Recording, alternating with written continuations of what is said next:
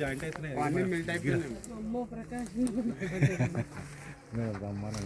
Madam. ఇక vice insulation వెళ్ళిపోయింది చూడండి మేడం. ఇది చాలా డేంజర్. ఇది ఇలా మధ్యలో ఈ పైపులు పెట్టి అప్పటి టెంపరీ చేయించినాను మొన్న. ఇది మొత్తం ఈ కేబుల్ చేంజ్ చేయాలి మేడం. 3 ఫేజ్ ఇళ్ళ నుంచి ఉంది కదా మేడం. ఇక్కడ బయటకు వచ్చేసినాయి మొత్తం. ఇన్సులేషన్ వెళ్ళిపోయింది దానికి, మొత్తం మెల్ట్ అయిపోయింది. కానీ అక్కడ జాయింట్ లో ఎట్లా వైర్ బ్లూ కలర్ ఉండదు కదా. టేప్ వేసినా మేడం.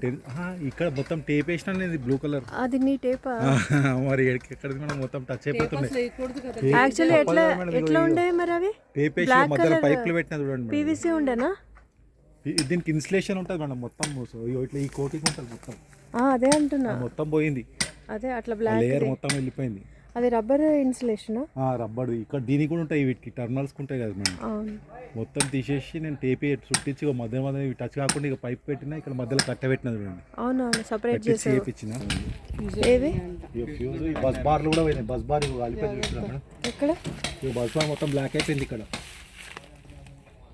ఇది కనబడుతుంది మేడం. అంటుంది చూడు, సౌండ్ వస్తుంది. ఇదిగో స్పార్కింగ్స్ వస్తున్నాయి కదా మేడం, సౌండ్స్ వస్తున్నాయి చూడండి. టెంపరీ బస్ బార్కి చుట్టిచ్చేసిన మొత్తం. జస్ట్ నడుస్తుంది అంటే నడుస్తుంది మొత్తం. ఇప్పుడు ఇది ఇన్కమింగ్, ఇది ఇన్కమింగ్ కదా. ఇది ఇన్కమింగ్ మేడం. ఇది ఇన్కమింగ్ ట్రాన్స్ఫార్మర్ నుంచి ఇన్కమింగ్. ఇక అవుట్పుట్ అటు పోతుంది మేడం. దీని కింద